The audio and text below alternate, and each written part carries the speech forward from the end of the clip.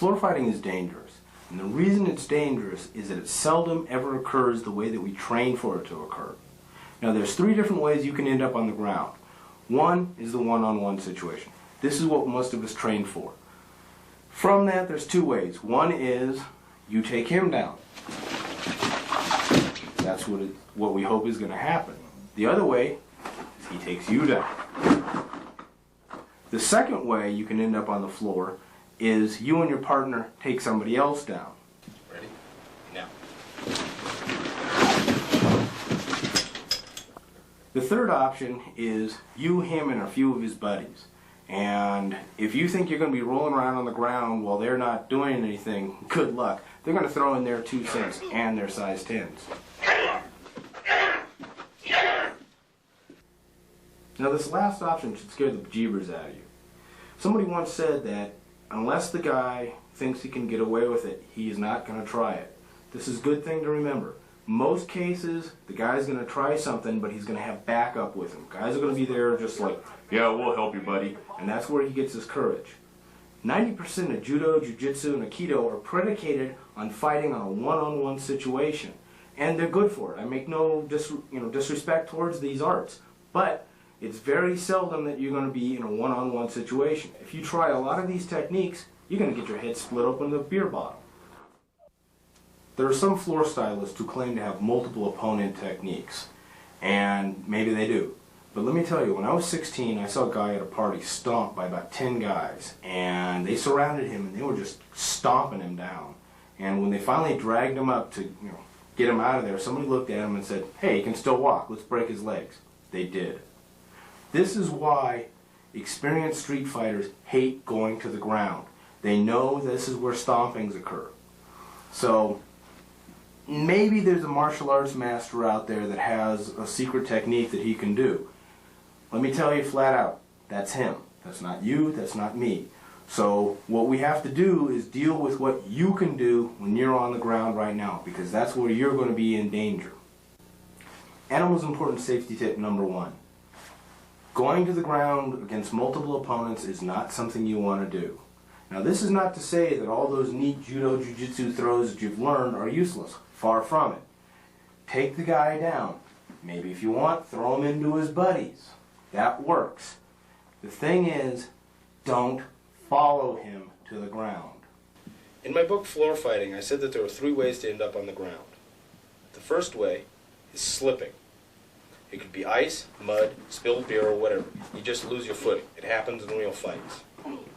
You can do lots to counter this by really learning balance and footwork, and most importantly, keeping your knees bent. Number 2, you get thrown or taken down. This obviously means you're messing with the wrong person and or you weren't paying attention to what your opponent was really doing when he grabbed you there. Free safety tip here. Somebody grabbing your arm is an attack. Counterattack. Not him, but his hand. Get that hand off you now. The third way is the most common, however, and that's basically you get tackled.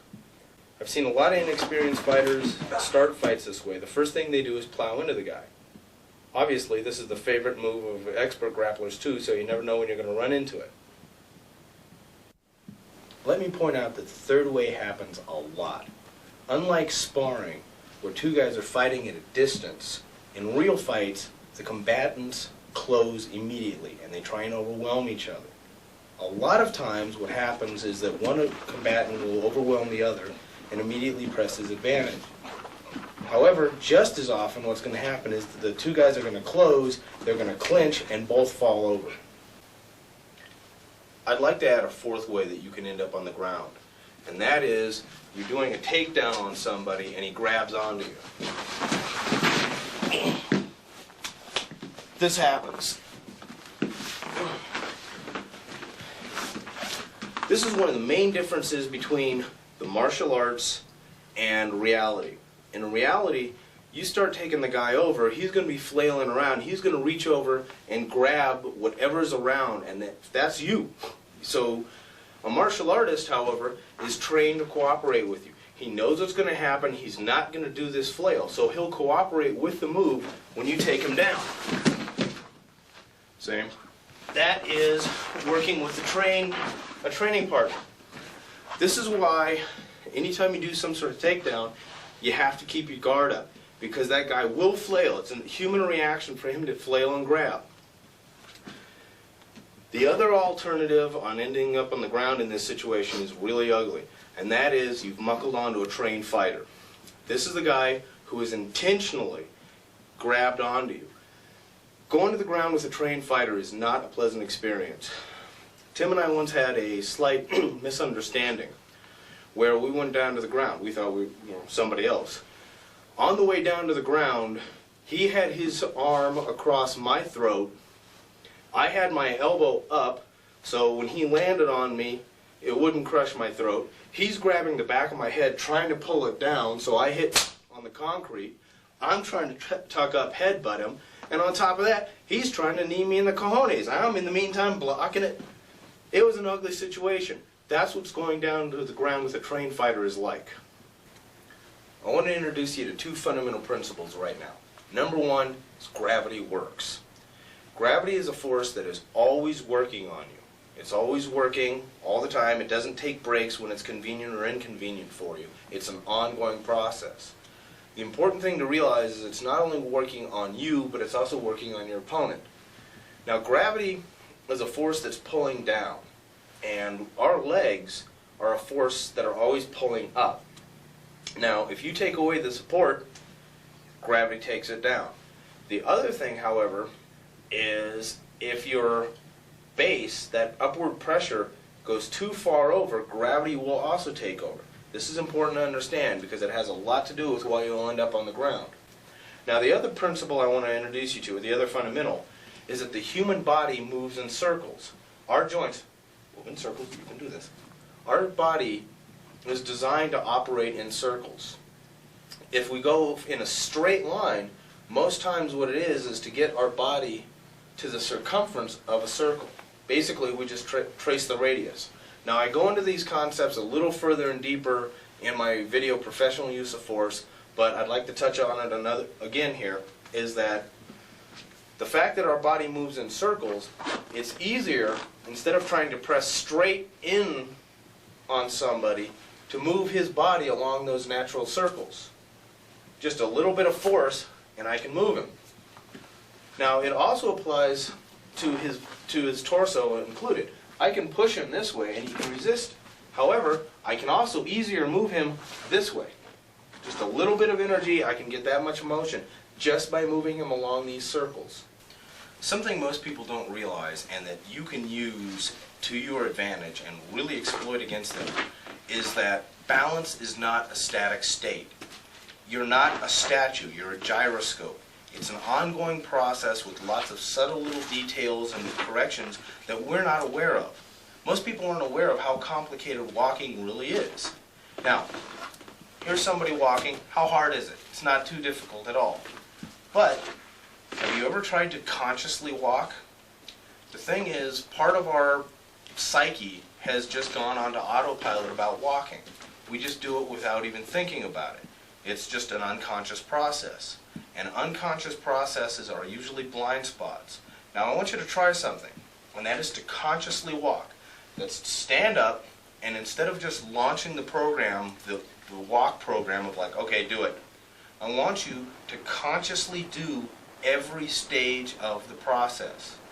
And that is, you stand up, you shift your weight, you lift your leg, take your foot out, put it down, catch yourself, shift again, lift, step.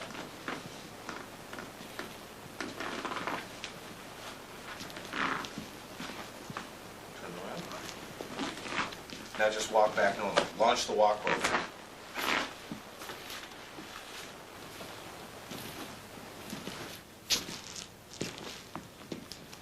One of those actions is easy. You just autopilot, you just walk.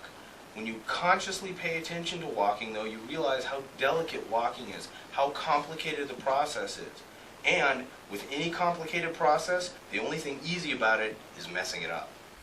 If you're that unconscious about walking, how unconscious are you about balance? We automatically stay in balance because of this part of our psyche that's always running the balance program. We just assume that being in the balance is the way it is. That's not true. People exist in what I call the cone of balance. Now the cone of balance is a cone where if we take our body outside that without counterbalancing it, we're going to fall over. Now the cone is very good at description because it gets narrower and narrower and narrower as you get further down. Now if he takes his shoulders out of the cone of balance, he goes over. However, the distance that it takes to reach the edge of the cone with his hips is slightly less. Get your hips out. The knees, even less. Until eventually, when you get to the ankles, it takes almost hardly anything to do it. Now, balance is incredibly delicate. What I was saying about gravity and our base, this is an example of it. Anytime we get outside the cone of balance, gravity takes over. So, when we walk or when we normally step, what we're doing is taking ourselves out of balance and then catching ourselves with a counter. So when he goes out of balance, he steps, catches himself. Now another point that I want to bring up is that this cone of balance also works forward. This way. So when we can bend over this way because most times we counterbalance it, looking somewhat like Ernest Borgnine. But if we don't get that counter out, he just comes forward, goes over. Understanding this cone of balance is really important because it not only applies to you, but it also applies to the other person. And if you can affect his cone of balance, you can take him down. The problem is, if he affects your cone of balance, you're going down. This cone is a whole lot smaller than we think it is. Most people get hurt going to the ground because they hit what I call the point of no return and they don't recognize it. They've hit that point where they are going down to the ground. That's it, no ands, if, or buts. But they're still trying to get up instead of preparing and bracing for impact. That's a common mistake. You'll see it over and over again. The guy doesn't know he's going down until it's way too late.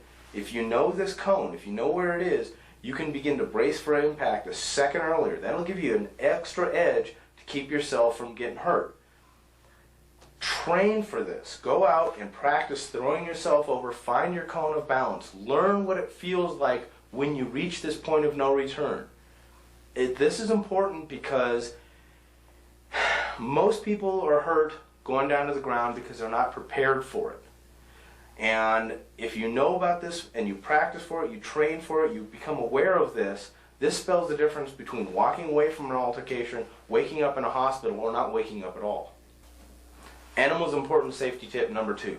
Knowing when you're going to the ground is your first defense against getting hurt down there.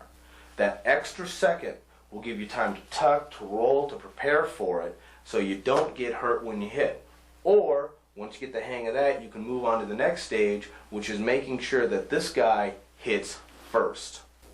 Knowing how to fall is the first line of defense in ground fighting. Number 1, first rule, is protect your head. Head injuries are the most common and the most severe injuries you can sustain going to the ground. And yet they're also the easiest to prevent. All you have to do is put your head down. Now, there's a subtle difference here between doing this and just tucking your chin. When you put your head down, what you do is that you keep your head from hitting the ground, right? Hardly any chance of him whiplashing and hitting. However, if he just tucks his chin, he's more likely to whip his head. The other thing that's important about knowing the difference between tucking your chin and putting your chin down on your chest is that if you just tuck your chin, you get a little bit of an arch, not much, but if you put your chin down, you begin to arch your back. This is critical for landing on your back and beginning to roll, because what you're going to do is curl up. Now, most throwing arts, grappling arts, do front takedowns. However, the reality of the situation is that in most fights, when somebody goes to the ground, they go down backwards. And that is why you need to curl up, you need to protect your head, because when you go over backwards, if you don't tuck or you don't curl, you don't put your head on your chest, you're going to whiplash and hit yourself on the back of the head. The next step is curling up. You've started the process by tucking your head down. But when you turn your spine into a curve, that bleeds off the energy. And the way to practice this is a really silly looking exercise, but it does work. Grab your knees and just rock back and forth. This teaches you what it feels like. If anything bumps, if anything thumps, pull it in, tuck it in. Now, one thing that makes this a little easier is be very conscious about tucking your hips in, because otherwise you'll go bam. So you rock back and forth just to get the hang of it. Now, from there, what you need to do is to start working higher and higher. Start working this way.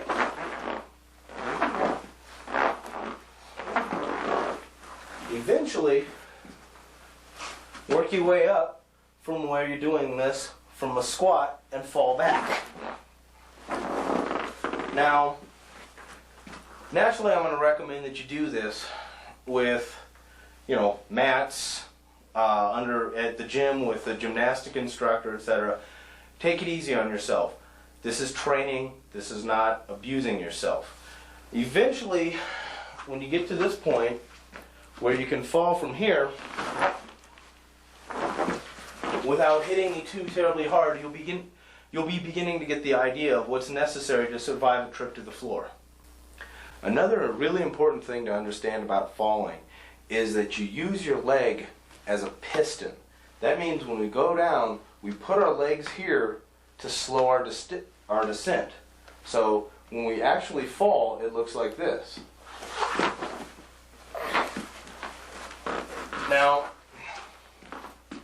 what we're using here is our leg kind of like one of those air pistons or air shocks on a screen door. It's not to stop us, it's just to slow us down. It's not a brace that is going to keep us upright. Once we've hit the point of no return, we're going over. We know that already. So what we do is we put the leg here and just use it to slow us slightly while we tuck and protect ourselves. The number 2 cause of injuries when people go down to the ground is that they don't get their leg mobile. They don't use it as a piston. They try and use it as a brace and they end up falling on it. And when they fall on it, they break something. The other point that's really important to understand about why you have to have the mobility in your leg is that not only is it going to slow you down, but once you're braced for impact, you're going to reapply it to make this guy's life real miserable. Now, most people, when they're faced with going over backwards, instinctively put their hands out to catch themselves. Now, while that may be an instinctive move, it's not really a good one, because when you go over, you end up landing on them. And if you land on them, you run the high risk of breaking them. The other problem that you're likely to encounter is that as you're going over backwards, you may want to put your hands down, but you're up close with the guy and you're fighting. So you don't really have your time to get your hands down there. What this technique of tucking and rolling will do is you won't have to worry about catching yourself so much because you'll have the experience rolling and rocking. Now, if you hit your point of no return, one of the things you can do to counter that is to squat. Squat. Now, this action does 2 things. Number 1 is it lessens the fall, right? You have less distance to go. Number 2 is that if you've been training doing the drills that I told you, you're more familiar with falling from this position. The real nice thing about it is, though, is that occasionally you'll be able to spin the guy off as he's doing it. You've suddenly shifted your center of gravity lower, so when he attacks, instead of going over, I can make him there. Now, even if he takes me with him, I can land on him and he lands on the bottom. There are all sorts of rolls that you can do, but if I were to try and show you all of them, it would fill up this entire video. So what I want to do is just touch on a few critical points on each of them before I move on. A side roll is a situation that you're going over sideways. What you don't want to do is land on your shoulder here. So as you're going over sideways, begin to tuck, curl up like this. And what that does is it brings your shoulder blade into play, and that's where you want to land. If you try and touch your shoulders together, you've turned your back into a ball, so you can roll this way instead of landing like this, which is a much harder landing. There's another type of fall, which is a real nasty one, and that's where you kind of land in between your head and your neck, or your head and your shoulders, and you land this way. If you've ever been bucked off a horse, you know that fall. That is easy to handle if what you do, tuck your head down, and then take your shoulder, try and touch it to your nipple. What that does is it begins you to curl up this way.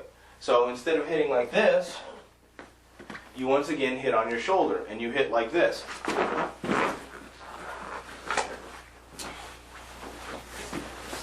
Another point is if you're laying on the ground. Laying on the ground rolling is something a lot of people don't spend much time thinking about, but the truth of the matter is, if you don't tuck things in, there's all sorts of things to hit on and catch. So as you roll, remember to tuck close. Because if you have things sticking out, it's a harder roll. Now, excuse me, naturally I'm going to recommend once again, you don't start out high, you start out low. Do it at a gym, do it with mats, do it with a professional gymnastics instructor or a judo instructor, somebody who can show you the finer points of rolling. Also, train your stupid side. We all have sides that can do something very well, very quickly.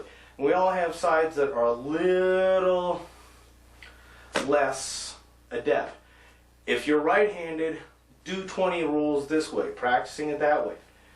But do 40 rolls on your left side, because your right side will catch on a whole lot quicker than your left will. So you have to train more, you have to train your denser side more. Another point where I veer away from traditional grappling arts is in the fall. A lot of the falls show people to go down and to take the energy in what's called a break fall. They take and they slap the mat. That absorbs most of the energy. So the guy goes over backwards. What I have just done by slapping that mat is I've absorbed the energy of the fall into the ground. I personally prefer a more dynamic method where what I do, and this comes from my gymnastic training I should point out, is I utilize the energy of the fall to get myself into a preparatory position. So if I go over backwards, I roll and I get back up. This is a matter of me whipping myself into a position where I can get up. If I'm going over sideways, for example, and I'm here, if I slap the mat, I've stopped all the energy. I don't want to do that. On the other hand, if I go over this way, I can roll and come into a preparatory position where I can get up. This is largely contingent on what type of throw or how you're going down to the ground. If you're down on the ground, if you're on your back, you're rolling, you can kick in extra energy to get yourself up. I suggest that you practice with this, work on it, roll around on mats, find out where you can do it and where you can't. I have had more sanctimonious, never been in a real fight but studied some style for 20 years martial artists tell me that I'm overreacting to the danger of a longhorn tackle. Now, they say they have all these techniques that will work against somebody charging you. And yeah, that's true, they do. If the guy starts over here. You're in a situation, the guy comes out like this, boom, he gives you all sorts of time to come up with a fancy technique that'll work. And like I said, the techniques a lot of times will work. However, the reality of the situation is the guy won't be charging from over there. He'll be trying to take you down from here. Now this happens a lot of times that you're fighting, boom, and you just end up clinching. Hard to avoid. The other way that you can get rushed this way is you're there, you're beating on the guy, you're doing great, and he suddenly realizes he's losing. And what does he do? He closes on you. You both end up going down. Now, It's hard to fight a determined grappler. Somebody who is determined to tackle you, to take you down, is really difficult to resist. Look at the Ultimate Fighting Championships. Living proof right there. The way to learn this is don't work with somebody who's cooperating.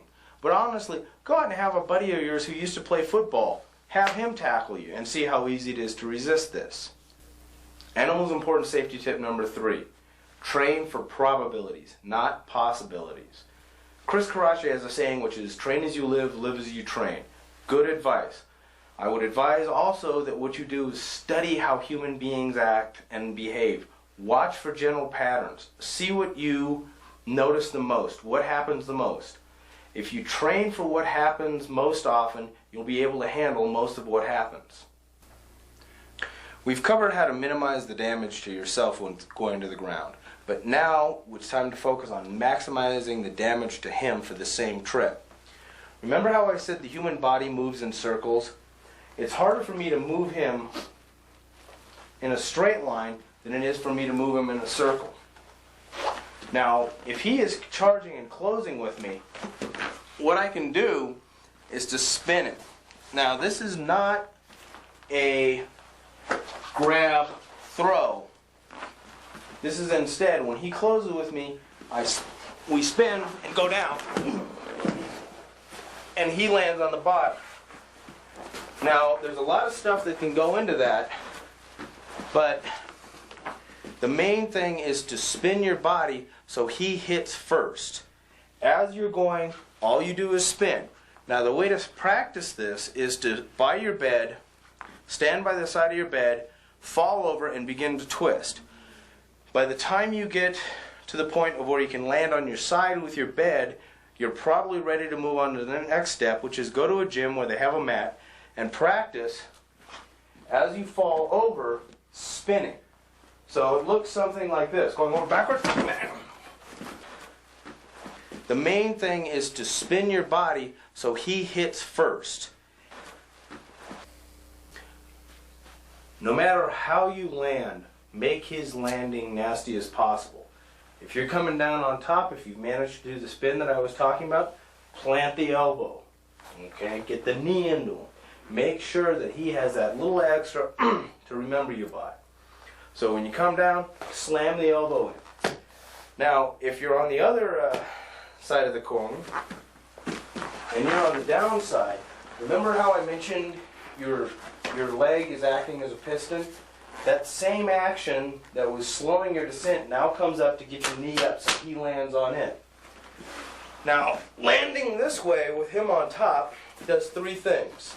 Now, number 1, it hurts him. He's going to land with his entire body weight on this, and it spears him. It doesn't do him any good. Number 2 is from this position, he's going to slide off an angle. He's not going to fall directly onto me. He's going to go off one way or the other. This is important. But most important, what getting this elbow up does is it prevents anything nasty along the same lines that he's got coming at you from reaching you. So, boom, I'm safe from this arm bar. If my elbow wasn't up there, his entire weight would be on my throat. Don't want that to happen. Speaking of arm bars across the throat, actually an arm bar is harder to break than a stranglehold. Strangleholds are easy. You just snake your arm over, break. Okay. Where he comes in over, he pins this arm, then with this hand, he takes them and levers me off him. Crosses me up, he can throw me down, I go all the way down. Pretty easy to do that. An arm bar across the throat, however, is a little more difficult to break because the guy's bearing his weight on you. And what you have to do with those is as the guy's bearing down, snake through, take control of his elbow here. The inside of his elbow is where you will break this. Grab the back of his head, straighten out. You gotta come up, so snake through, straighten out, and then drop the elbow in. Okay? It's just real simple. You get your hand there, straighten it, drop the elbow. Pretty effective. Unfortunately, that doesn't work if you have a bigger guy on top of a little guy. what you have to do in those circumstances is, as he's bearing down with an arm bar, is do the same action, but also grab his hand here and break. So I've now crossed him up. I can take him head down. Okay? Like I said, against the bigger guy, you got to use this other hand. Against same size guy, drop your elbow in there. Just take him out. The next issue I want to address is breaking a chokehold. There are three main types of chokeholds that you can run up against. And the answer to all of them is pretty much the same thing. The starting point is you need to turtle up. That means tuck your chin in and lift your shoulders. Right? The tucking your chin in protects your trachea. The lifting your shoulders protects your carotid arteries. Now, the three types are, number one is the blood flow. Now in this one, the trachea is in the crook of the arm, and by applying pressure this way like a nutcracker, I cut the flow off to his brain. Now this is a really good technique, and it takes about 7 seconds to take somebody down this way. It is what the police chokeholds are supposed to be. This is probably the safest way to do a chokehold, but I'm not recommending you do chokeholds, by the way. I'm also saying that if you do ever learn how to do a chokehold, go learn from a professional. Also learn CPR and EMT training. But the second type of chokehold, and this can lead to physical damage if not death, is the arm bar across the throat.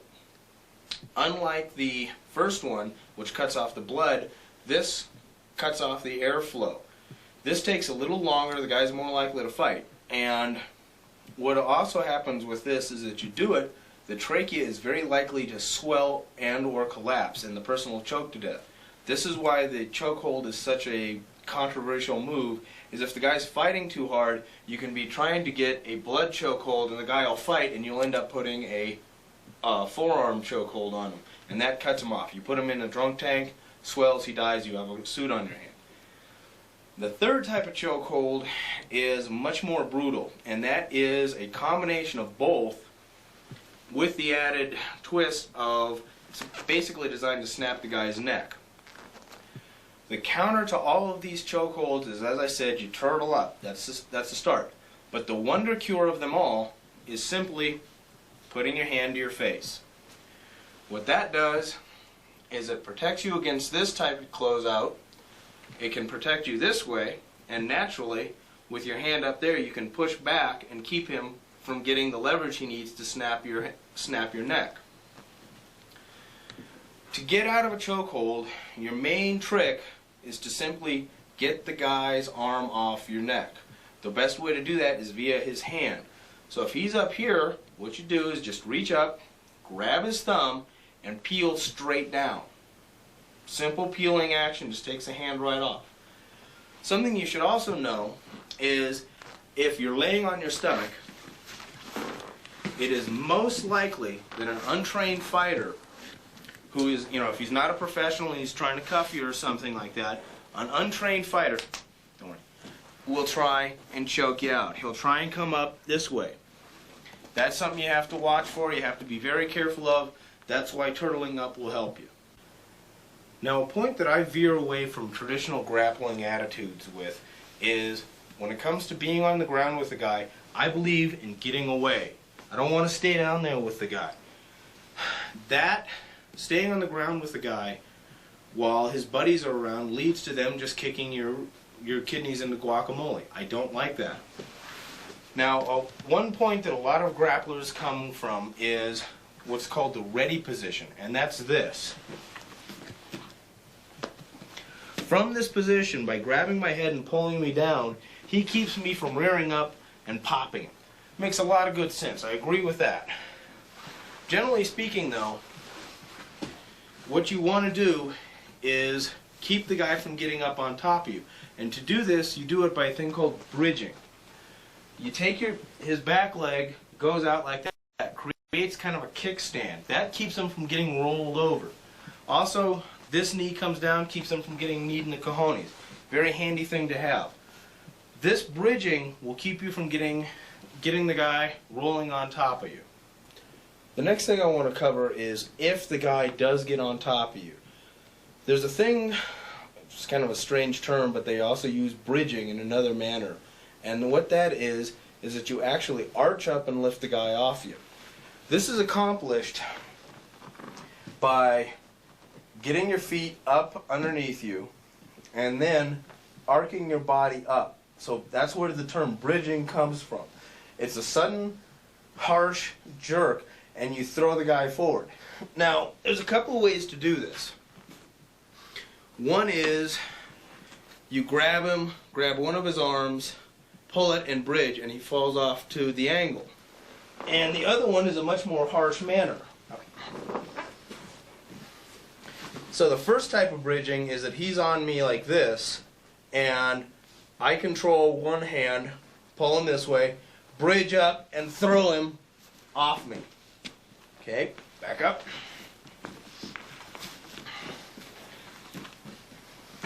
The other type of bridging is you grab both of his hands, and I'm not going to do it fast because it will really hurt him, but you grab both of his hands like this and peel them down when you bridge.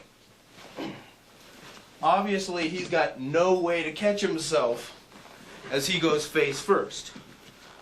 Now, this bridging action is something that you need to exercise. You need to go out and go to the gym and work on. Because if you don't, you're going to throw him forward, and all that's going to happen is he'll slide forward up here. And in that situation, you're left with the choice of, well, the only way to get him off is to bite him in the crotch. And I don't think we want to go there. So it's your call as to which is worse, exercise or. You don't want to stay on the ground with the guy rolling around because his friends will start doing a polka on your face.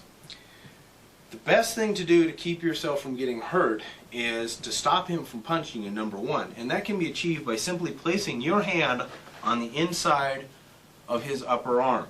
So he can try and punch, but you got him pretty well jammed. The problem with that, though, is that if you push him away, it's not going to do much good. The better way to push him away is from his shoulder. You just shove. He'll roll away. Use that energy from your shove to roll you this way, too. Now, if you have him cut here, if he's really trying to pop you, you can use this hand to catch his shoulder and get him going, too. That'll work.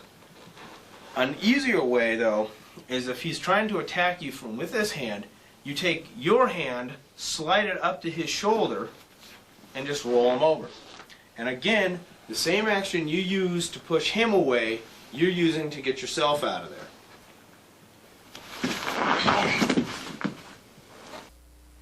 Animals important safety tip number 4. The best way to keep from getting hurt is to affect his ability to hurt you. Now this may sound really obvious, but it goes a whole lot deeper than most people think it is. He can be sitting there throwing punches, and I'll block his punches all day long. And I do nothing to keep him from throwing further punches. However, if I somehow affect his ability to throw a punch at me or to throw a kick at me, I am safer than if I spend all my time blocking. I don't want to waste my time blocking. I want to instead get inside and do something that will keep him from being able to hurt me.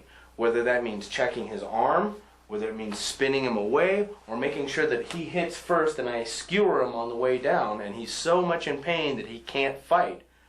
The idea is to affect his ability to hurt you. Until now, we've been mostly defensive in what we've been working with. However, I also want to point out that on the floor, you can be offensive too. The problem is that when you're down here, you don't really have much punching power because you can't get your body weight behind it. So you can get a punch, but you won't be doing much good. From here, however, what you can do is deliver what I call the slap blocks, which are pretty hard, impact, and most of it comes from here. I've gone into these elsewhere, other tapes, it was in my knife videos. You can pick that up, learn how to deliver them. It's a really effective, hard strike. You can do a lot of energy in that. The other thing that is really good is elbows. Elbows, you have to commit a little more body weight, but you can drop in a lot of power there. Punches aren't really good, but that and that work. Now, what make these most effective is if you work on the vital targeting. You hit certain areas and you can cause major pain with these. An elbow shot to behind the jaw right here underneath the ear causes a major shock. It's a very painful area. You can take and gouge your finger in there and you'll find out how much it hurts. An impact there is very painful. Upward elbow is a very powerful strike on the ground. You can bring that up, bring it into the guy's solar plexus. A side elbow into his short ribs takes the guy's air away. These motions, a slap block right here onto his face, take his nose. These motions carry a lot more clout in the limited area that you have to strike with. There's a wide variety of nasty things you can do if you know how the human body is put together. Gouges with the knuckles, the thumb, in the ears, all the pain control spots. Do an eye gouge, you stick your finger in the guy's eye, odds are he'll begin to break away. When you do these moves, understand it's to get him away, to cause pain so you can escape. The other really good technique for this sort of situation is the headbutt. Now a headbutt on the ground is a little different than a headbutt on your feet. What you're doing is that you are still using your body weight to get your impact with, but it's sort of slowed down, so a lot more work has to be done with the neck. Now be very careful about doing these things, and I highly recommend that you practice it. Get some sort of pad, etc., and be very careful, work slow, work your way up. But the first thing you do is you start your body moving forward, cock your head back a little, and as you move your body forward, snap your head a little forward. Best place to aim is not to his forehead, but rather to the lower side of his face. If you hit it right, you'll cause major breakage across his nose, etc. It's a real simple move, but like I said, you have to practice it. Give me a little more brace here.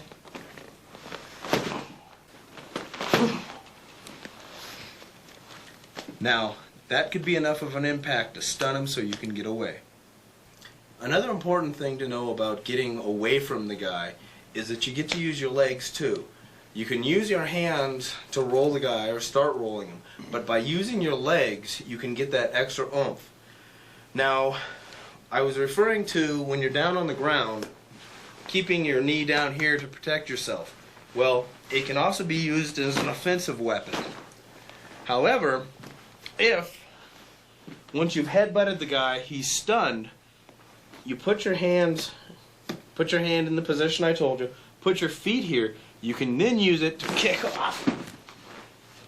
Not only are you more likely to send him flying by using your legs than just your hands, but you can also get yourself moving up and away faster. There's two main floor fighting positions that you can assume. The first one is the more traditional down like this. That's a good position. It's very handy for a variety of reasons. What it does is it keeps my opponent away from me. I can make his life real miserable. And also, for the moment that you have just hit the floor, it's really good because when you hit the floor and come down and he comes down to follow you, boom. You can catch his attention, keep him away from you. The problem inherent with this stance is that it isn't good against multiple attackers. Say I'm laying here and I'm taking care of him, I'm vulnerable, boom, to an attack from the side. However, for the second that you hit the floor, it's really good, especially if his backup is beginning to deploy. From this position, however, your next shift is this. Now this looks kind of strange, and the first time I saw it I thought, well, that's kind of Mets. This technique here, I can keep him away, and I can give his knees, I can give his ankles, I can give his groin all sorts of grief. What's really good about this position, however, is from here I can also deal better with multiple attackers because my hands are up. I'm protected, boom, I've covered my vital areas. Another advantage of this position is that unlike this, where I'm only kicking off my bottom leg, if I need to get away, which I do, say there's a table behind me, from this I can use both feet and my arms to scuttle away. So I can much quicker. So learn these two positions. They're really important. Know when to shift from this to this. Now we come to another important issue, and that's getting up. How we get up has a lot to do with whether or not somebody turns our kidneys into guacamole. Most people, when they've gone down to the ground, get up the way that they normally do, which is the hands and knees. This is not a good position. The individual thinks, well, I'll just, kind of lever myself up. No. Number one, it ties up both your hands and your knees and leaves you open for attacks this way. If you're trying to get up, it's real easy to do that. It is also, unfortunately, real easy for somebody just to push you down this way. Makes it much too complicated. What you need in order to have a good preparatory position is a situation, and it can change, but the requirements are, it leaves your hands open. This way you can fend off any incoming attacks, and at least puts you in a position where you can get one foot underneath you and lever up. So from here, he can still defend himself, but he can get up forward, or down here. He can go back. Now the other preparatory positions can be something as simple as you're down, you come up, you put a foot directly underneath you. Doesn't matter how you do it, as long as you get a foot that you can rock it up on. Okay, that's important. And also notice that my hands are always free, so I'm not using my hands to get myself up. I'm using my legs. That is what you need to do. Rock yourself up into an upright position. Animals important safety tip number 5. A good goal to have is to get up as fast as you went down. When you go to the ground, especially in a room full of people, your goal changes. Forget tearing the guy up. Now it's time to focus on getting back up to your feet, getting off the ground as fast as you can. Especially in a situation where there's alcohol involved. Because a room full of drunks are really fickle. You never know whose teeth they'll decide to kick in. Let's talk about the worst case scenario. That means you're down on the ground, you're surrounded by guys, and they're kicking you. You aren't in a position where you can crab out underneath the table or get away. You're just there and you're stuck. Now, this is not a good situation because no matter which way you turn, you're exposed to somebody. He's kicking me here, he's kicking me here, I roll over and it's reversed. Doesn't do me any good. Now, a lot of people from this situation try and get out by literally just tackling the guy. What they try and do is rear up and tackle him. All the guy's got to do is step back. Makes it difficult. Even if I do grab a hold of him, all I'm doing is pulling down on him. Remember his stance, gravity, and all that? He's pushing up, so that's not good. If I even push him though, all he does is step back, braces, reestablishes his cone of balance. Doesn't do me any good. Now, here's something that's kind of counterinstinctive. Most people, when they're down on the ground, say, cover the cojones, cover the ribs, cover, etc., etc. No. Cover your head. Most important thing to protect is your head. The way to take somebody out from this situation, or the way to escape from this, is that you have to take somebody out, create a hole, and rabbit through it. So if I'm down on the ground, who am I going to take out? I'm going to take out the guy who's attacking my head. He's close. Why don't you get in position? So, for safety's sake, we're not going to do this all the way, but what you want to do is, as he's kicking to the head, catch. Once you have him caught, you have him trapped, begin to roll. As you roll, you take him over backwards. Now let me point something out to you.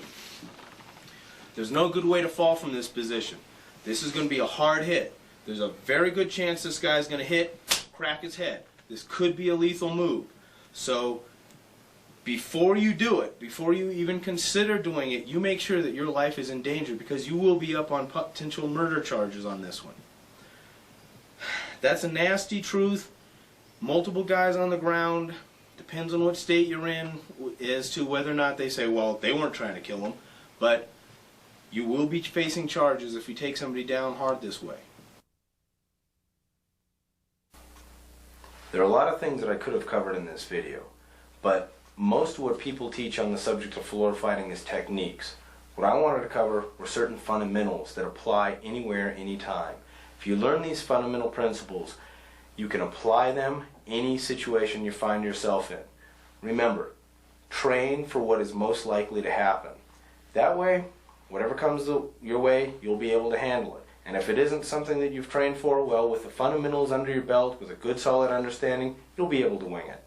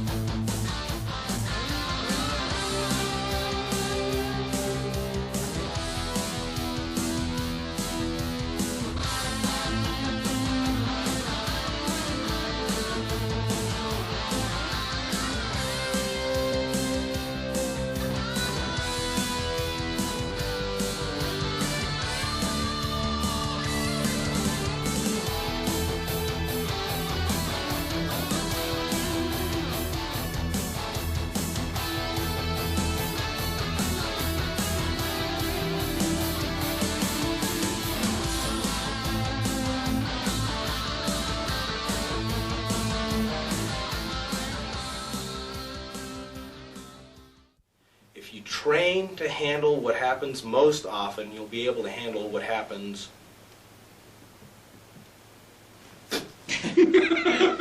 before you do it. Before you even consider doing it, you make sure that your life is in danger, because you will be up on potential murder charges on this one. I veer from potential